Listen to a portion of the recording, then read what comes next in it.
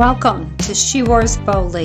I am your host, Dr. Deborah. Today, we're going to be diving into the stories of extraordinary women who are rewriting the rules, shattering expectations, and refusing to fade into the background. Empowered women say no to being defined by their challenges in a world that tries to silence and sideline them. She Wears Boldly celebrates the remarkable journeys of women who have transformed their struggles into stepping stones to success. So grab your coffee or tea, settle in, and get ready to be inspired and fired up.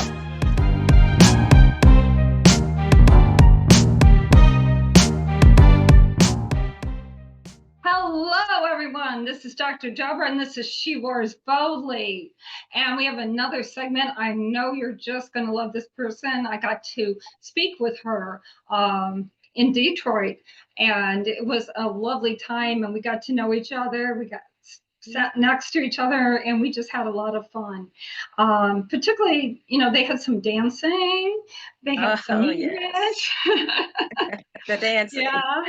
So we just had a really, really good time. So I'm just going to turn it over to Veronica here and let her tell you a little about herself, and we'll take it from there. Go ahead. Well, I love to dance, as you just alluded to. That is one of my passions, and I will be dancing into eternity. It's just a beautiful, natural way to have fun. So I am the author of Crushed But Not Conquered, and the subtitle is A Guide to Celebrating the Champion in You. And as I think about it in retrospect, a more fitting title, perhaps, or subtitle could have been A Guide to Awakening the Champion in You, because you have to first awaken and recognize the champion in you before you're able to celebrate the champion in you. And it's really something that I am passionate about. So, yes, I am an author, obviously, and life coach, transformational life coach, as well as a keynote speaker and spoken word performance artist. So I wear a lot of hats, but they all are intertwined actually and complement each other. And it's a joy for me to be able to express myself creatively and walk in purpose at the same time. Oh, yes, I love that. We as women have so much to give out there, and sometimes people don't recognize that, particularly men. But we do. We have been probably through more as women than men ever see.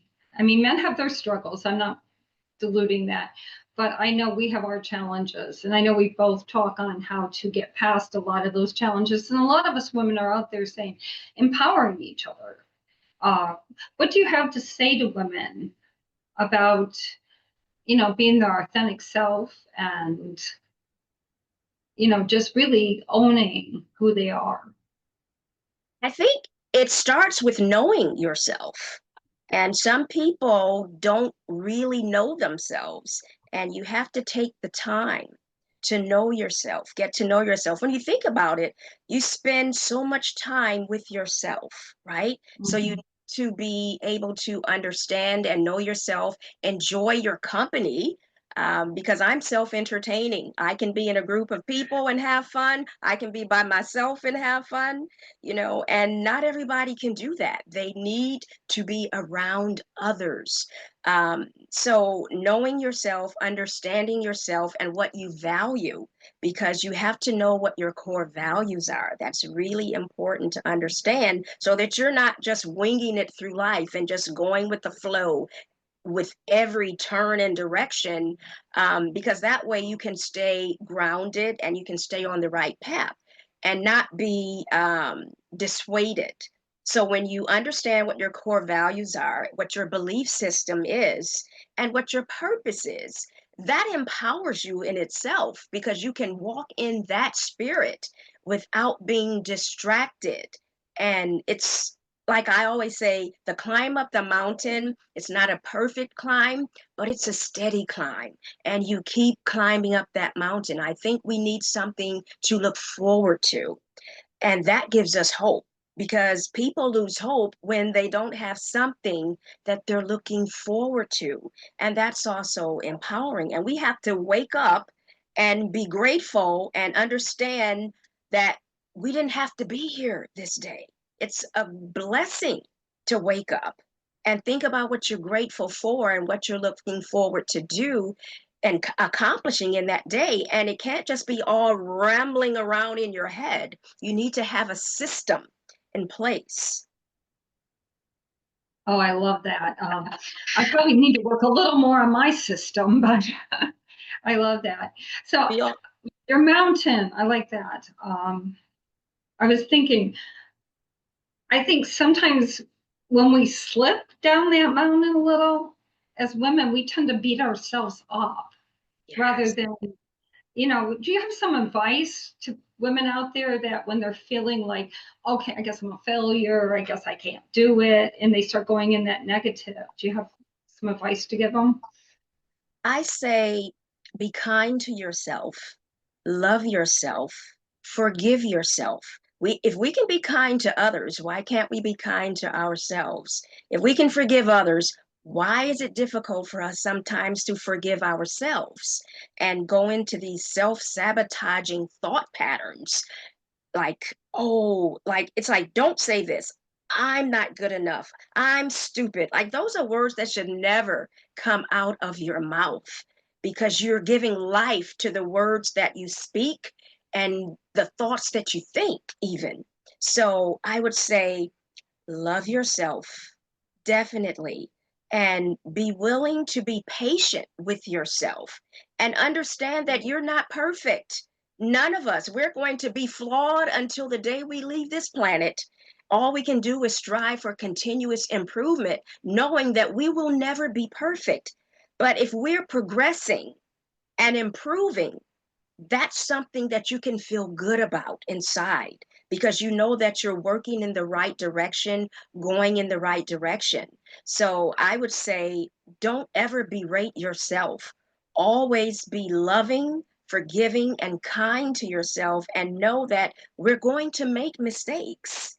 And it's okay. That's a part of the journey because if you're not doing anything, you won't make any mistakes. You have to be doing something and you learn from them and you go on. And what some people do is they take that whole experience that was painful and lug it with them, but you don't need to do that. You just take the lesson that you learned from that experience and you take that forward. You carry that forward. You don't have to keep reliving those painful moments that kept you down. And so just be kind to yourself. Oh, yeah. That reminds me of, what Oprah says about failure, stepping stones to greatness. We're all going to fail. We're all going to fall a little short. We're human. Everybody's human. Yes, You are so right. But just keep stepping, just keep going. absolutely. Absolutely. Um, could you describe a specific obstacle that seemed almost insurmountable that you ultimately overcame? Talking about climbing mountains. Oh, wow. There have been so many throughout my life, but I will share a life-changing event when my nephew passed. In fact, that was the motivation for writing my book, Crushed But Not Conquered, because I was literally crushed when my nephew made his transition because he was more than just a nephew. He was a fusion of nephew, son, brother, very close. And it was suddenly, and he was young. And navigating through that was one of the most difficult things because there hadn't been anyone else in my family that was close to me that had passed. So this was the first, and it was him, and it was like my kryptonite, right? And so that was something that I didn't know how to go on from. I couldn't process the grief. I didn't even know what grief was and all the stages of it. So that was a major obstacle, and just learning from that experience that you can rise again and that you do have something to live for. And that's that discovery of the purpose, that you have purpose beyond that loss. And if you can focus on that, that will help you to get through it, because you don't get over it. And that's what I learned. But you find a way to navigate through it, and you go on and hopefully do something meaningful with your life. But that was definitely a major obstacle, because I was in a trance for quite a while. Oh, I know you're a lot of women out there. I know just in my own family and Facebook friends and people I've known through school have gone through something like that. It's hard. For me, it was my mom. Mm, It I didn't know how to get past it because I didn't get to grieve. mm, Grieving is a huge part of getting past it. yeah. I was told by people, and I mean, I've seen this a lot. I was told by people, why are you crying? You know, she went to God. And that shut me down for months. And I got sick. Like you Mm, said, you got sick, right? Yeah, inside because you're shoving it down in you and you're not processing it. I don't know why we think we got to be so brave because our mhm. tears can be cleansing and healing. Absolutely. Yes, yes. Just be authentic and be vulnerable. Just be in that vulnerability of grief. Um, yes, like you said, they said, oh, she went to God. But that does not change the fact that your loved one is gone. Not with me. Yeah, exactly. It doesn't. And yet sometimes we say those kind of things to people. I guess we're trying to be helpful. I don't know, but definitely something we got to let people grieve. We got to let ourselves grieve. I love that. I really love your example because I know there's probably nobody that's listening to this that hasn't lost someone and been through that It's a and how part of the cycle of life. it is. It really is. And it, it can really, you can really get stuck in that and you don't want to get stuck there. You Right. want to keep moving through it, but it's hard. It's never easy. Right. And Um, I didn't have a support group like some people go to a grieving support group. I didn't have that. So this was just, on my own, on my own. wow. So, can you name a critical moment or moments when you realized that you needed to change your life trajectory, that you need to go in a different direction? I think one of the things that I have periodically struggled with was procrastination. You have these great ideas. Yes, this would be great. And I can do this and I can do that. And it all sounds good on paper, but you find reasons to procrastinate. That was a big one for me, which is why I've often dubbed myself former self princess of procrastination, because that's how it felt. And nothing was getting accomplished if you keep procrastinating on everything. So that was a big one, and it really had to do with the mindset. And so it required a shift in my mindset to understand what I value, why do I value it, and this is important because, and what is the cost of not following through, right? Right. When you think about that, it's like your vision has to be greater than your current reality for you to continue to take those consistent action steps. Because some of us will get started. We're great at getting started. We're doing Yeah. stuff, right? But it's the follow through and commitment to finish it. And that's, again, the mindset and the ability to focus on the right things, because we may be focusing on the wrong things, right? But we have to focus on the right things. Yeah, I think we both speak on kind of that area, if I remember correctly. Um, as women, sometimes we spread ourselves so thin that we're not really embracing what we're supposed to be embracing. We think we have to do all this stuff. Men Mm-hmm. don't. My husband doesn't do that. I mean, like I said to him, what do you do? I go to work, I come home, watch TV. That's a man. Ask a woman what they do. They You can have name you 50 things. You're right. Absolutely. You know, we wear a lot of hats as women, have a lot of roles and responsibilities. right, but maybe we have some we can lose. Maybe Yes, we, no, yeah, absolutely. And that's one of the things I talk about in the book as well, because we're juggling. We've got all these balls in the air that we're juggling. And sometimes we don't need to juggle so many, right? You need to let some drop, just let them drop. And that's when you're able to prioritize. And then you know which ones need to drop and which ones you need to focus on. Because the sequence matters too. It's like, oh yeah, we got all these things, but you can get overwhelmed with trying to do too much and end up accomplishing nothing because you're not following through on anything, right? I, yes, I agree.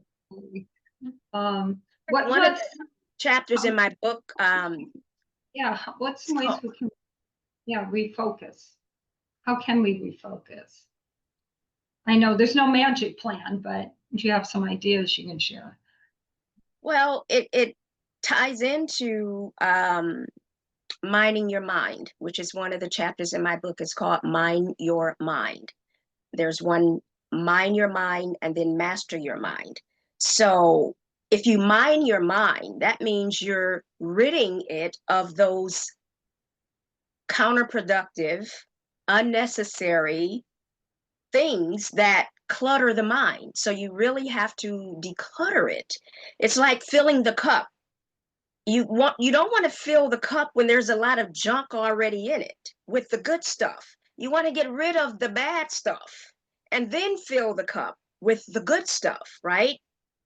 And that's what we need to do with the mind, because a lot of the thoughts that are recirculating and ruminating in our minds aren't healthy thoughts that are going to move us forward. And Oh, so we have wow. to replace those. And we do that, and that's part of the refocusing. When we replace those with the right thoughts, then we're able to focus on the right things, because what we focus on, we give our energy to, right? Oh, I love that. You're right. And sometimes we waste our energy. I love that. Yeah. Just shoving it where, and usually it's a place nobody wants us to put our energy, really. You know what I'm Well, saying? I do, Particularly, because there's the energy, and you want to be vibrating on positive energy at a higher level, not at the lower levels of energy with that negative thinking and self-defeating thinking and self-sabotaging thinking. That's lower level energy. We need to bring our energy levels up, right? And operate from that plane, and we'll notice a difference in our state of being and in how we walk through the world. yes, exactly. There's some kind of, I don't know, I'm thinking as you're talking, sometimes, when we find ourselves doing that low level energy of parading ourselves and pushing ourselves into things, well, I don't even want to do that, or, going on. Maybe we should have a catchword or something we can tell ourselves. I don't know. You got a clever Oh, one? to stop doing that, a catchword to stop doing that, you mean? Yeah, that would be kind of cool. Something you can say to yourself, okay.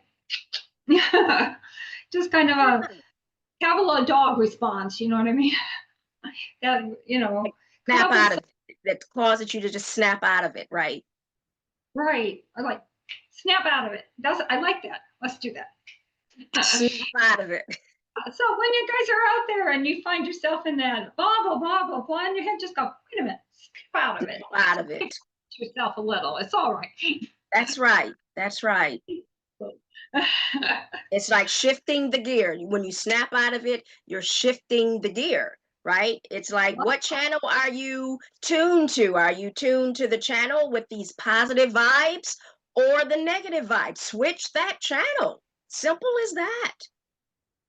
Yeah, because it's easy to slip into that. So easy. It Well, really look at is. all you have going on in the world, right? In the world, in the nation, in our communities, in our lives. It's just a lot. And so it's A easy to get lot. stuck into that, right? And focus on that. But that's the wrong thing. We need to uplift our thoughts, right? Right. To not focusing on what we don't want, but what it is that we do want. And I'll give you a quick example. When I'm a billiards player, right? Pool, for those who don't know the term. And we grew up with a pool table in the house, and my brothers would always beat me.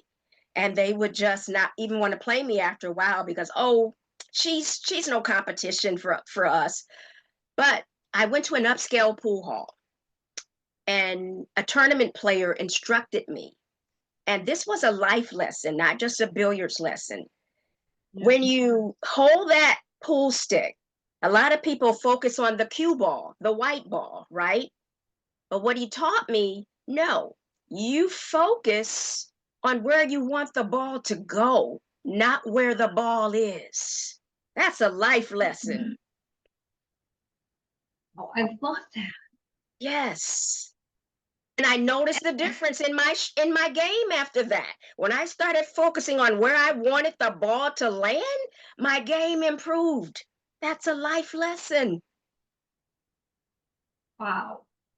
That is such a life lesson because we get all wrapped up in the now and we're not really aiming at anything. Right.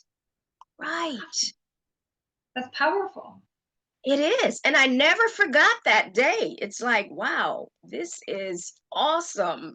Right. And I thanked him. Yeah. He didn't know that he was giving me a life lesson. He thought he was just teaching me how to play pool better. But, he really did. And I think that's something that we all have to remember.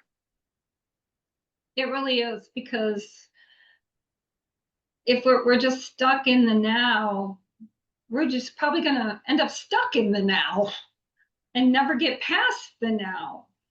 And maybe that goes with that procrastination you were talking about.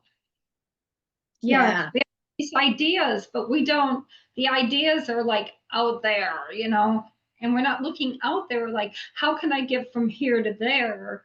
And I did that for years too. I hear you totally. And I'm starting to actually focus, getting things where it need to be. I got classes now and a podcast, but I've really put my focus on out there.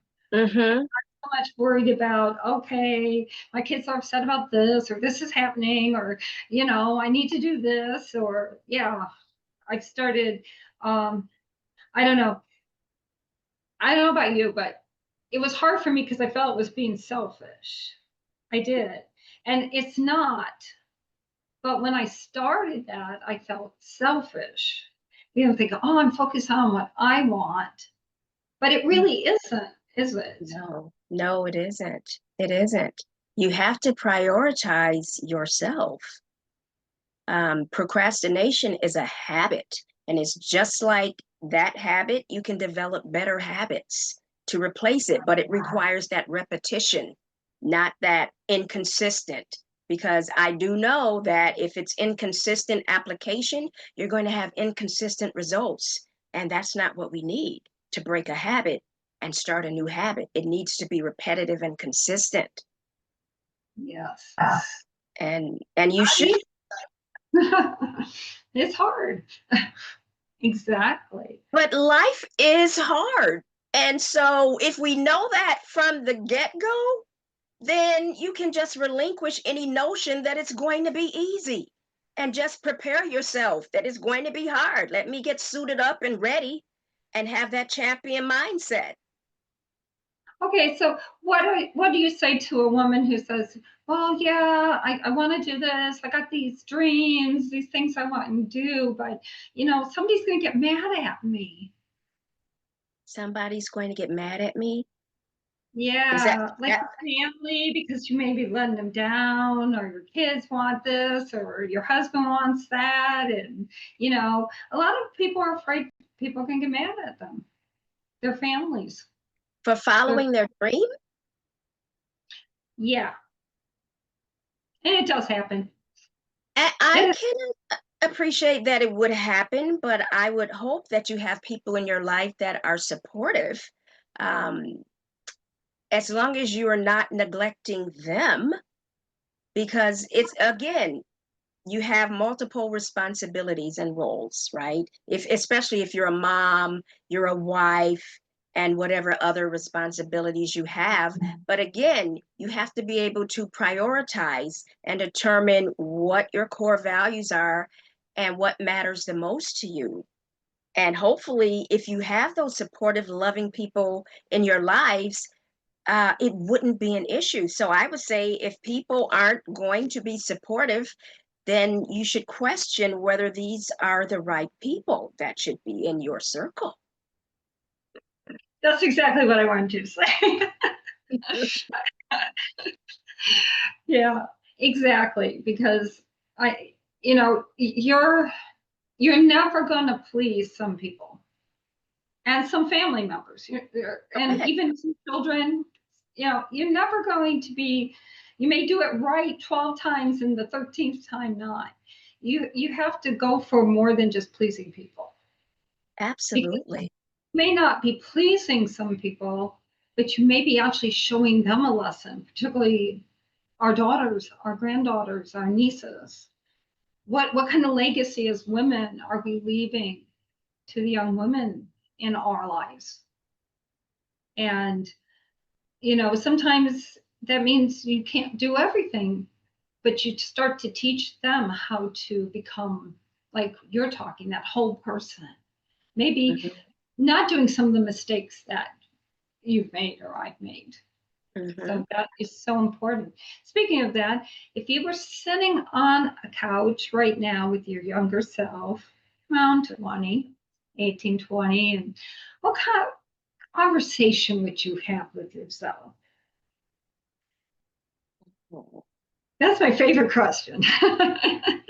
That's a great question. That's a great question.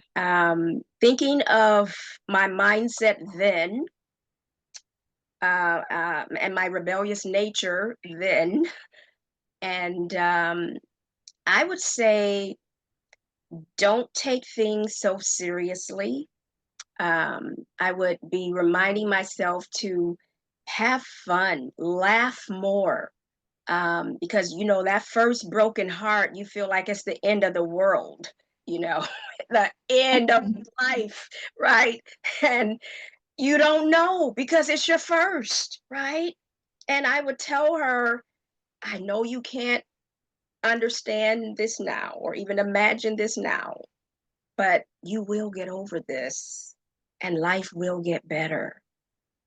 And just enjoy it and not be so um, serious. There's a place for it and there's a place for humor too, and have that balance because everything was like so set in stone. Like if one thing happened, it was like a domino effect, right? And it doesn't have to be that way. So I would just tell her to relax, have more fun. It's fine to want to be the most that you can be, but in the process, have friends, be there for them, and enjoy life. Because we can get so bogged down with trying to discover something that we forget to enjoy the journey. We're so busy trying to get to a destination. Enjoy the journey is what I would tell my younger self. Oh, I love that. Enjoy the journey. Really, really good. Um, yeah, I think sometimes we got two types of people, some that don't plan at all when they're younger, but you sound more like me, the more serious type. Yeah. And really, you don't have to be that serious at that point. So Not, yeah, you don't, and not all the time. and open yourself to possibilities. Because sometimes I think we think we're supposed to go down them. In fact, if you remember my speech, it was like I wanted to do this, but I was doing it all along and didn't realize I wanted to be a teacher. Didn't get the degree, but I had been Mm-hmm. teaching along, and I still am. But I didn't see that because I didn't open myself to the possibilities. I thought I had to be a certain way, and I had to follow these rules, and I had to do it this way because the work said I had to do it that way. And Right, missed out all that time of enjoyment, being frustrated at something I was already doing. right. I wish I could talk to you when I was young. That would have been good. We had our blind spots, and you're young and you're still learning, um, and hopefully we're going to continue learning for as long as we're living. Because I always say this is a learning lab. Life, it is a learning lab, and you're never going to learn it all. But just stay curious and keep striving to be your best. Oh, that is really good too, because my other field I talk in is aging. And I talk to people that just feel that it's over, and it's not over. Mm. No, you got so As long much as in you're living, it's not. yeah, it's not over. And when you start thinking it's over, then it is over for you. You start to Mhm. get sick, you start to get depressed. No, you got to keep that learning and that openness Because you that start you, acting like it's over. Like you said, if you think it's over, you're going to start acting like it's over. yeah. And what fun is that? None, None. It's not none, fun. not at There's all. always something new. There's always something to learn. There's always something to do. Um, I know some of the colleges even offer doctoral programs to people that have gone to college. If you're over 65, they give it to you free. Oh, I didn't know nice. that. Louisville I didn't had one. Somebody either. was telling me that, and it's like, you know, as long as you're learning, you're keeping your mind and your brain cells and those little gray cells, like Sherlock Holmes, those little gray cells moving and going. So there's never, I don't think, an age you can't learn something new, do something new, and Right, experience something new. absolutely. And that's part of the journey and a part of the enjoyment of the journey, really. Because I Exactly. don't think of aging. Like I stopped using that term as I'm aging. It's like as I'm living longer. That's how I've rephrased it. To give it that positive spin. I'm living longer, and as I'm living longer, I am enjoying the wisdom that I am getting because that's the sweet spot in living longer. Right. Exactly. And sometimes not having as much of these horrible responsibilities that we have put on ourselves before, Mhm. and starting to experience some good things and some freeing things. And that's awesome. Yeah, I don't like a lot of those terms either. And even though I'm work in that field, I'm not always happy with some of the terms because I think we have those connotations. In fact, one of the Right. first things I did for the podcast was around on labeling. We can't label. We can't label ourselves as young, old, purple, pink, and orange. Because when you Mhm. start labeling yourself, you start limiting yourself. Limiting. Exactly. Yeah. Exactly. Okay, I ask everybody this. What does roars boldly mean to you? What was that? What does she roars boldly mean to you? She roars boldly.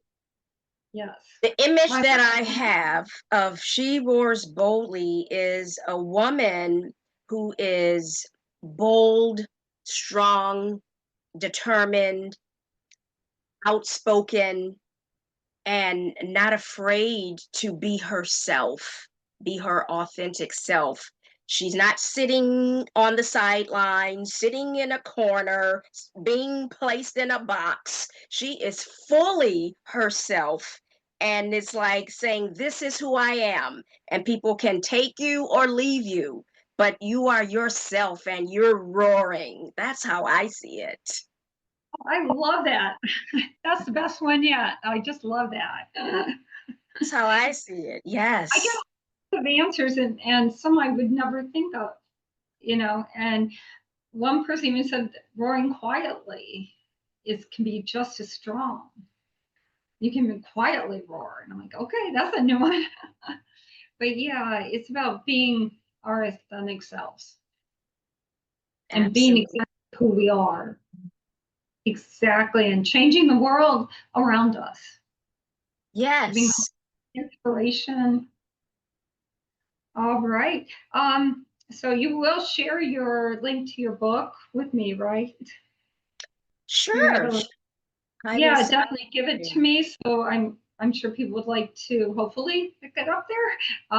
You and we'll put it on the call notes, everyone, so that you can. And if you want any other links that they can get a hold of you, ask questions or whatever, please share those with us too, because we would like to learn more. And I'll probably have you back again.